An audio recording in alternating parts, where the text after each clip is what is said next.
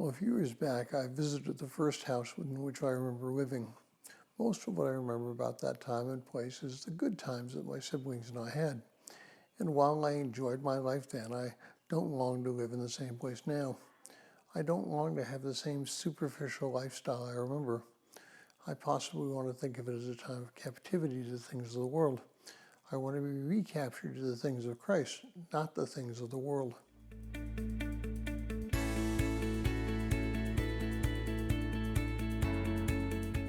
Well, if you're joining us in going through this 6-month reading plan through the book of Psalms, today's reading is Psalm 125 and 126, and I encourage you to read those Psalms. Well, Psalm 126 verses 4 through 6 says this: "Restore our captivity, O Lord, as the streams do in the south. Those who sow in tears shall reap with joyful shouting. He who goes to and fro weeping, carrying his bag of seed, shall indeed come again with a shout of joy, bringing his sheaves with him." Well, Psalm 126 has two parts.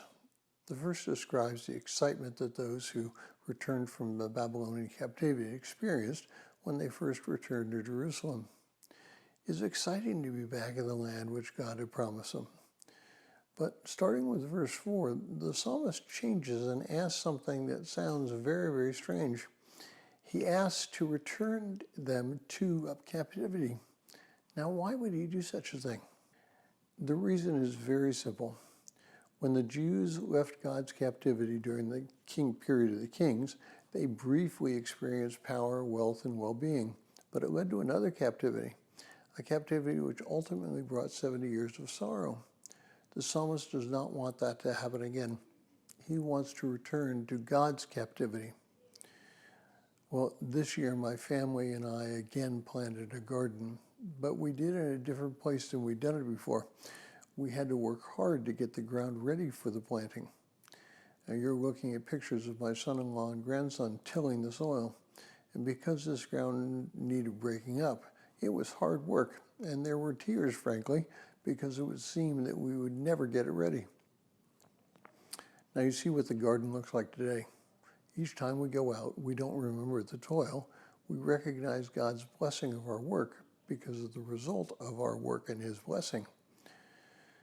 Our walk with Christ should be our captivity. We should be absorbed into what we are doing. Our will should be able to serve God and our fellow man. The labor will be hard. We will sometimes cry out to God that we cannot stand it any longer. But God is faithful. Our work will result in full, not only in our lives, but in other lives as well. We can be involved in a great harvest if we repent and do the work. Now, Jesus called his disciples fishermen.